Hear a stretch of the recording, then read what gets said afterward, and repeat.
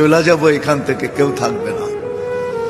যিনি থাকার উনিই যখন থাকেন না, কারো কাছে মালাকুল মউত অনুমতি নিয়ে আসে না, আসবে না, শুধু একজন মুহাম্মদুর রাসূলুল্লাহ সাল্লাল্লাহু আলাইহি ওয়াসাল্লামের কাছে মালাকুল মউত যখন আসছেন, তো আল্লাহ বলছে বন্ধুর কাছে অনুমতি নিয়ে ঢুকবে, অনুমতি দিলে ঢুকবে, নাইলে ফিরে আসবে। বন্ধু আমার, খবর তার অনুমতি ছাড়া যায় গর্জায় ঢুকা যাবে না। আমাদের কারো কাছে অনুমতি নিয়ে আসবে না, ওনার কাছে অনুমতি নিয়ে গেছেন।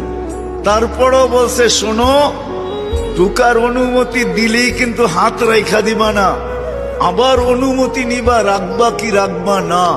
বন্ধু যদি হ্যাঁ বলে তো রাইখো, যদি না বলে তো চলে আইসো। কেননা বন্ধু আমার। কার বন্ধু?